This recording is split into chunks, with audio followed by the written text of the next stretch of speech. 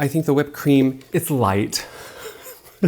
It makes it a very light cake that way. Practically a health food.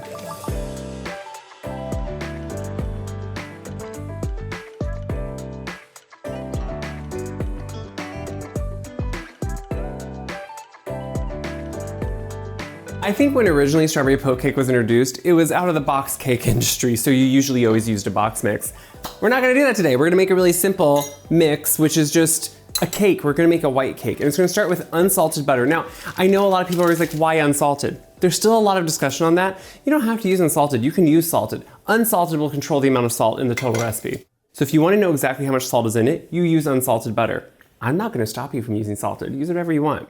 So then we're gonna add in sugar, and it's granulated white sugar. And this is really the process of any cake that you're gonna make. A lot of times in the traditional way, we're gonna cream these two, which is gonna aerate them, which actually ends up in the texture of the resulting cake. It's a really important step. Sounds simple, but make sure to cream them well.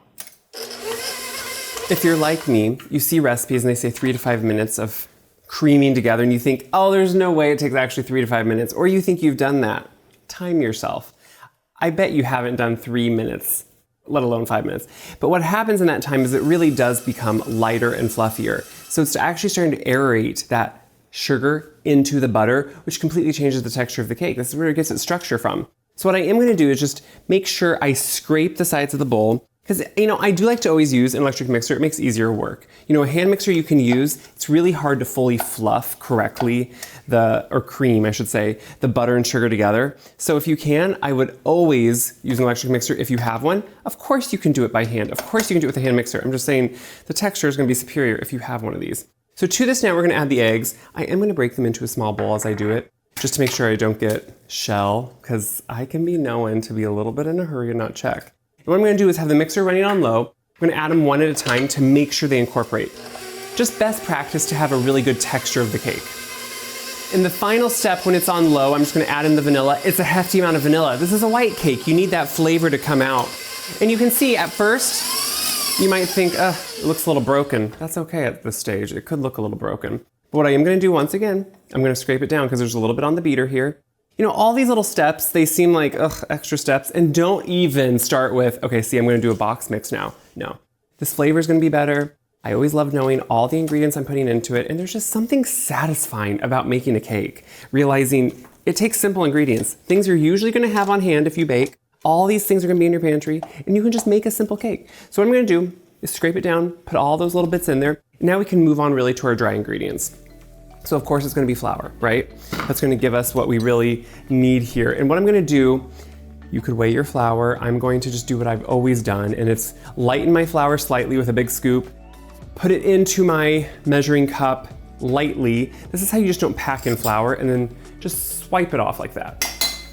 Along with the flour, we're gonna put in, of course, some baking powder. It's gonna give it extra lift along with the eggs. Put that right in there, and of course we need salt. Salt always is gonna bring out the flavor of anything, any baked good. I use kosher salt, so remember the different size salt you use, or all different salts are different sized. Remember that to check what you're using. And then just mix that all together until it's just combined. And then while those dry ingredients are mixing in, I'm just gonna drizzle in my buttermilk. So that's gonna add that flavor, but just the right consistency and texture too. So I always like to do the last final few turns, or just always check it with my spatula.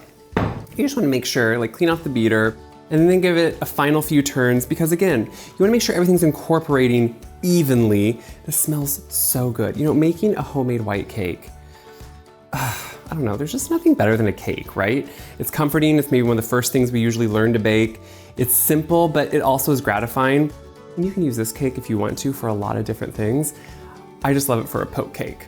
I'm gonna give it just a couple turns here, and what I'm doing is checking that divot in the bottom of the bowl, making sure everything is incorporating, and giving it just a final stir if I need to from anything that wasn't fully incorporated. And behind me I have my pan. It's greased, nonstick baking spray. And what I'm gonna do is just put all this into there and smooth it out.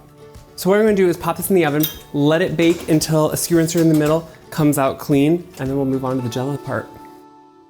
The cake is done, I pulled it out. We're gonna let it cool slightly. It's still hot, so it's good I have hot pads here. And you know, for this, yeah, I'm using Jello. I'm using the stuff in a box because it's easiest. You could make your own gelatin with some strawberry juice, gelatin powder or sheets, but come on, a little bit of nostalgia in this cake. So we're gonna put the powder right into the bottom, and we're really just mixing up like you would if you were just making it to eat. Do people still make Jello just to eat? I don't feel like I hear, you know, my grandma, no joke, she used to make it for us to drink. I think at around like some year way back when Jello came out, it was said that it had like calcium in it. So like they tried to get kids to drink it with all the sugar. Yes, I know, but we sure did love it when we were a kid. That was so good. We loved when Grandma Conrad did that. So what I'm gonna do is add a cup of this boiling water right to that Jello.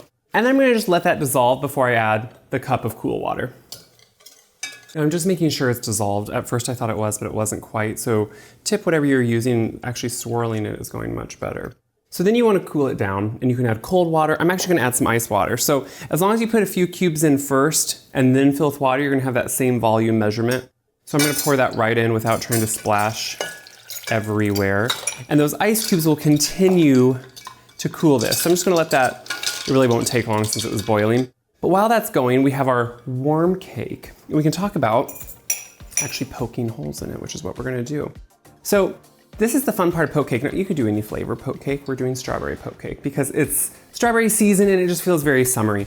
So you could use just a skewer, poke little holes all over. You can also use the back of a wooden spoon that I'm gonna say at most is 1/4 of an inch in diameter. You don't wanna do maybe a massive one, but you can do slightly bigger holes. And then you would put these a little bit further apart, but you just go all the way down to the bottom. So it seems scary to do to a cake, but press and make holes, look at that.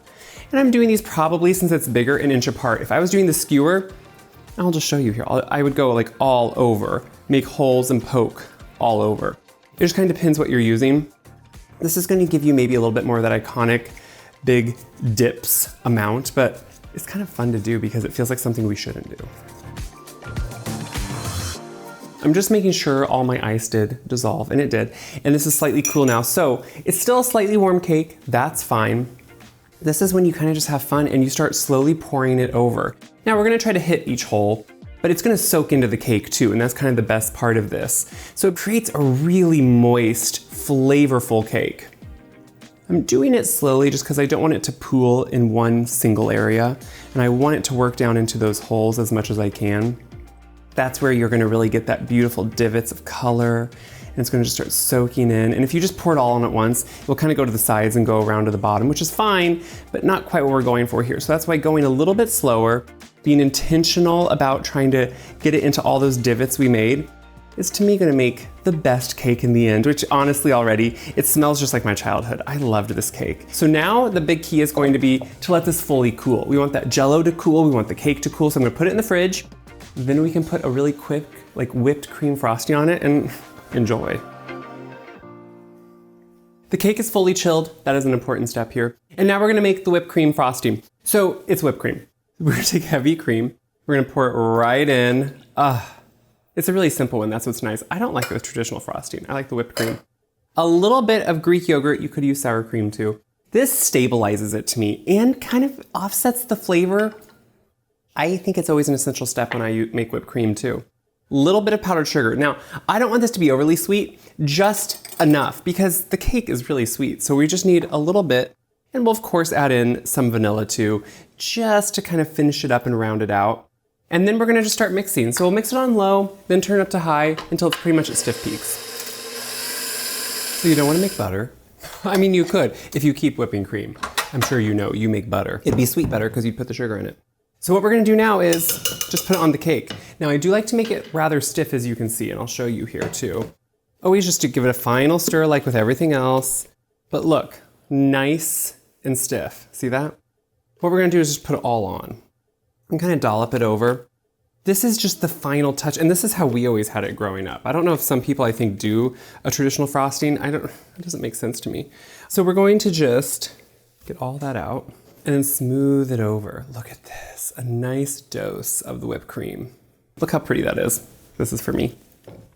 So now I have a few strawberries here. I have hulled them, which technically, by the way, hulling, you insert your knife at kind of a 45-degree angle around the stem area, and you cut because it takes off that core going down in. So it makes, to me, the best texture. But then I've just been quartering them. I think that's a little bit better maybe than a slice. But I think having some fresh strawberries on here is kind of nice. That is something we definitely did not do growing up. Why? I have no idea. My home strawberries aren't quite ready, so I'm using some purchased ones. They actually taste really good, but they don't have quite the full red center, which to me is the real calling card of a homegrown strawberry. It should be red all the way throughout, have that deep, beautiful flavor. You have to save a few. Get a little Kip Tax here. My friend, she loves the strawberries. He loves all the berries. At this point, it is done. Now, put it back in the fridge for an hour or two usually to make sure it's all kind of set. I don't have that kind of time with you guys. We're gonna actually just go ahead and slice a beautiful row. Try to get in between. The way it cuts is beautiful. Let me tell you something. This is exactly what I have been craving, and I have not had it for quite a while. I think that's why I'm excited about it. And you can see why I've been excited about it. That's what I love. Those big ribbons of that Jello that kind of just waft through almost as a swirl, but they're not a swirl. They're just perfect little undulations of Jello. And it firms up so you get this beautiful texture in the cake. It's not like a Jello at all. Don't worry about that. If you have not had this, or if this is bringing back childhood memories, this is to you. It's so good. I think the key here is that it does not have traditional frosting because it doesn't need it. The cake itself has the sweetness, has the flavor, and the frosting just accentuates it. Think almost like a strawberry shortcake, but not. It's exactly what you want. It brings back so many memories, and it reminds me why there's always a place for all recipes.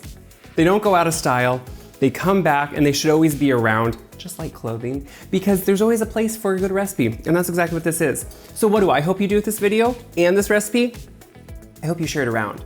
I want you to check for the recipe and the instructions in the description below because they're all written out there for you, measurements and everything, and on my website, wyseguide.com. It has all the recipes for your cookouts, for your summer, for your holidays. They're on there year round for you to print off, to share, to go back to, because that's what food should be. Something you go back to and you share around with people. So make this cake, enjoy it, tell me how you love it, and soon we'll be back together again.